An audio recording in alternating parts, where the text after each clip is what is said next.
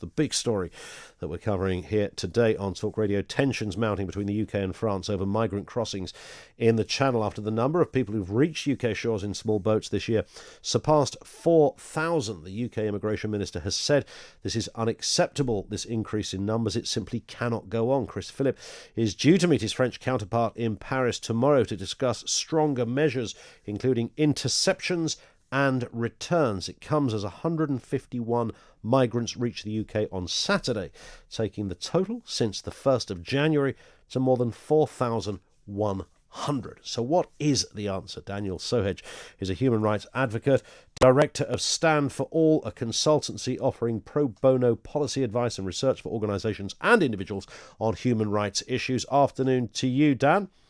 Afternoon, Ian. Good to have you with us. So talk us through. I've watched with interest a lot of the tweets that you've put out, and clearly you have a lot of concerns primarily about the safety of the individuals trying to cross. Yes. Obviously, we're seeing a dramatic increase, and no one can deny that. 4,100 up from just shy of 2,000 last year. But it's coming about as we're closing other safe routes for people to access. Now, there's a very easy argument of, well, France is a safe country. Why aren't people staying there?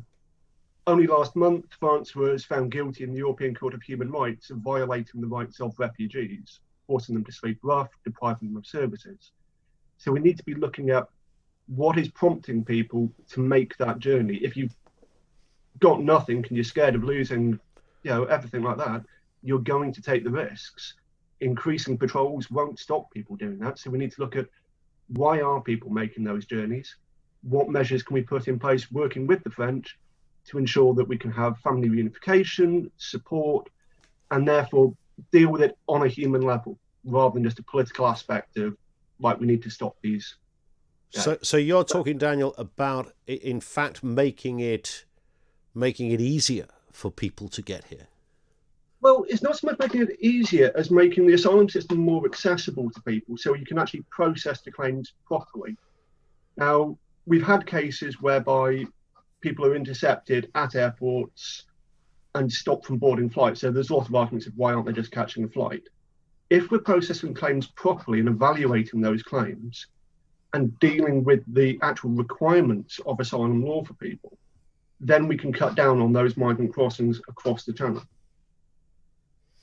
In terms of the people coming over here, I mean, there's an awful lot said about this. I noticed you used the word vulnerable, and I was a little uncomfortable with that, based on the fact that I wasn't quite sure how you knew people were vulnerable, Dan. I mean, the journey itself renders you vulnerable. I get that. But in terms of somebody's backstory, if you were to say somebody is an economic migrant, not as a pejorative, just merely as identifying, man alive, I don't blame anybody for thinking, I want to better my life, whether you've come from Eritrea, Iran, or wherever it happens to be. But I mean, the smart money seems to suggest that these are economic migrants. They're not necessarily fleeing a war zone. So why vulnerable?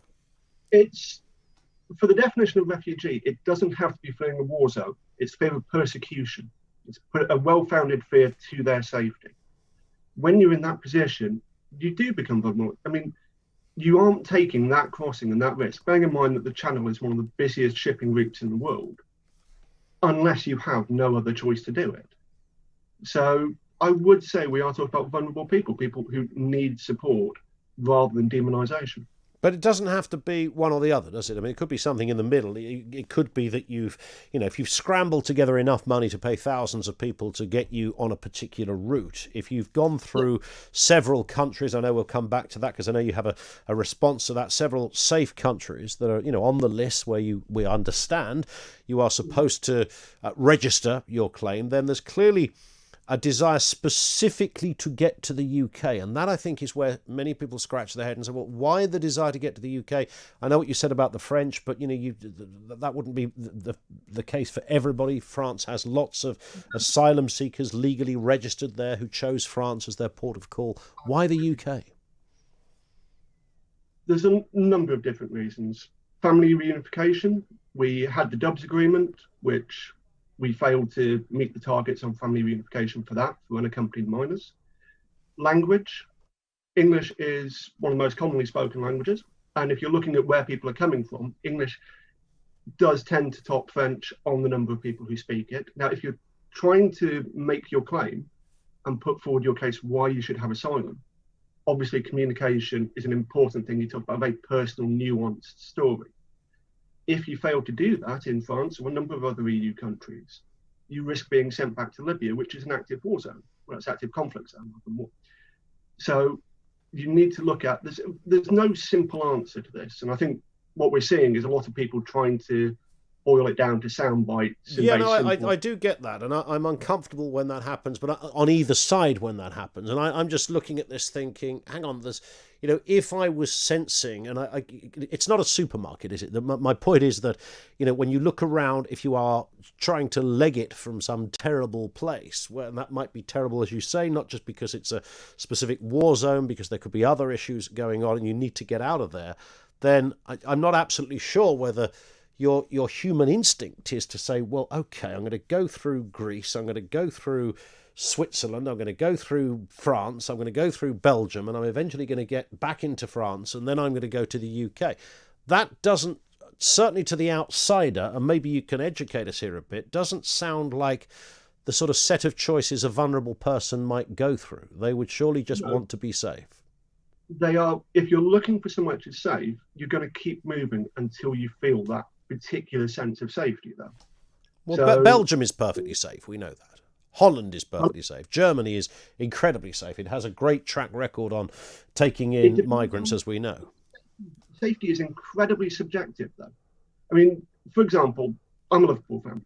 If I wear my strip on a particular match day, there are areas where I would not feel safe going for a pint or something like that, which if I wasn't wearing the strip, I'd feel perfectly safe in.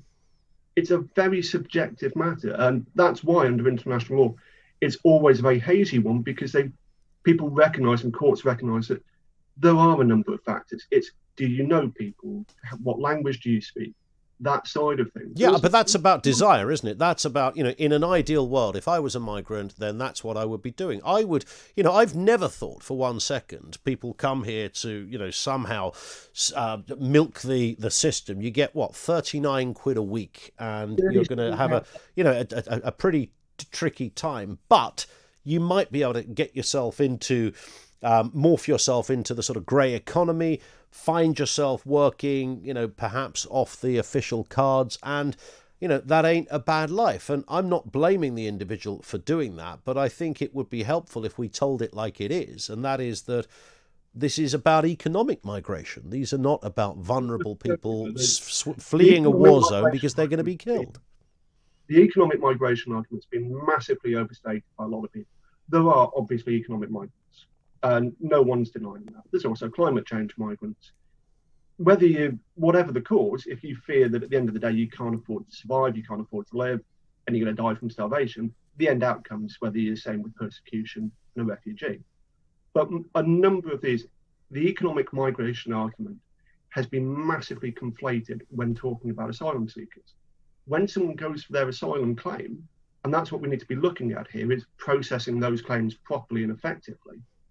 All those questions are dealt with, or should be dealt with, and therefore you can properly assess what are the reasons people are coming. Are they a genuine asylum seeker? Sure, yeah. But you can be an economic. My point is, you can be an economic migrant. It doesn't mean to say, when I think of an economic migrant, Dan, just to reiterate, I don't think of somebody who's coming to milk the system. I don't think of somebody who's going to be on 6 trillion quid a month in benefits with a house made of flat screen TVs and any of those old stereo. Yeah. I don't think of that for 1 second. I just think of it in the sense that this is somebody who economically wants to benefit their own life. And I don't blame them for that. And when I look at images, and I know they're anecdotal and you can't really draw full conclusions just from looking at videos, I see mostly fit young men who look as if they can, take care of themselves, who are just looking for a better life. And there's a legitimate point to that. I mean, the majority of refugees in the world and something are young men. There's no denying that. It costs an awful lot of money. If you're going to become a refugee, a lot of families can only afford to send one person. So you need to send someone who can not only apply and receive that claim, and as I said, that's what we need to be looking at, is the system looking at the claims and being able to support people that way. And then if they are found to have a good asylum claim and given them, then they can start working. Because bear in mind, they can't work legally while they are processing an asylum claim. Mm. And then they can save up money to allow their family members to go through the same system. But unless we open the system, but that's kind of an open policy, isn't it? That's a free for all in that respect. Not really, no, because you're not actually talking that, in the grand scheme of things, that many people. I mean, majority of people don't move unless they absolutely have to, and that's globally. That's whether or not you live in the UK or anywhere else. People don't tend to move from their regions because they know people, they've got family and friends and everything else, unless they absolutely have to. So we're talking about ways and means to support people who absolutely need support. Okay, what would you? I interviewed David Blunkett recently. Of course, he's a former Labour Home Secretary. He talked about the ongoing headache of this discussion. He had talks with his French counterparts. On and on it went. It was not so much crossing by boat at the time in the method we've seen more recently, but other ways. He said it was never ending at the Home Office. It was always there on the table. Nobody fully solved it. Let's assume, Daniel, at the moment you have an audience with Priti Patel, just like her predecessor and his predecessor and her predecessor. They're all talking tough on this. What's the answer? What are you going to say to Priti Patel tomorrow if you were speaking with her? As you said, Home Secretaries over the years have all tried and made their claims and nothing's come about. We spent £392 million on immigration enforcement last year. It's about £100 per day to keep someone in immigration detention. Now, rather than looking at increasing those costs to, again, fail, because it's not going to, when people are crossing the channel, it's not going to make a difference. They will continue to make those crossings. If we purpose some of that money to helping areas in this country where they need support and need rebuilding up, to do a parallel process, basically, where you develop in tandem the local community and help deal with serious issues of poverty, rough sleeping, and everything else we have in this country. At the same time, providing support to asylum seekers who you've got the system where you can access it, you can judge the claims fairly, make sure it's effective, and then everyone benefits. You also need to be working with the French authorities to improve the system on their side, so that they've recently found to have violated rights, and also the camps that they've got there have been criticised by the UN and others for the dire conditions. Now, if we're helping to support those, provide a durable solution for people, then you help to reduce the number of people who need to cross in the first place. Okay. It's not about putting them into detention. It's about using that money to actually support people to cut down on the requirements. Daniel, great to have you on, sir. Thank you. Daniel Sohege, human rights advocate, director of Stand for All. That's a consultancy offering policy advice and research for organisations and individuals on human rights issues. I think Dan will probably divide the room somewhat on what he said. 0344 499 1000. I've interviewed, I think, every Home Secretary on this point over the last 15 years, and every one of them, I remember Sajid Javid standing there on the White Cliffs of Dover talking about how this is was a national emergency or something of that nature. We're going to send the cutters in, we're going to send the Air Force in, we're going to send the drones in. Never happened. Up pops Priti Patel. She's talking similarly tough on this one. Is that the answer? You listen to Dan there, he's saying, look, we've got to make things sort of slightly easier for the right of passage there. More of a kind of moral element to the argument. I think by anybody's standards, you haven't got to be right-wing on this. If you've got 4,000 people this year that we know of, and these people are perfectly relaxed, by the way, are getting stopped by the RNLI or the Coast Guards, the Navy, whoever it happens to be. Literally, the French Navy hand over, if you like, control to supervise the safety of those boats to the British Navy. So one goes from one side to the other. I think legally they're not allowed to intervene with the boat until it's safely on shore. And then, of course, they make sure... Now, there's a part of you that thinks, well, what a civilised lot we really are, aren't we? We make sure there's a little baby on one of the ones at the weekend. Man alive, who doesn't want to rescue a baby on a boat? But simultaneously, you can still have sympathy with that. You can still understand why somebody would want to... If I lived in Eritrea, I'd want to be here, for goodness sake. I get that. But you can simultaneously have a robust view on whether or not it is palatable, acceptable, logical, or economical, or whatever phrase you want to throw in, to have just 4,000, just the figure we know of, who've entered this country illegally on boats this year so far.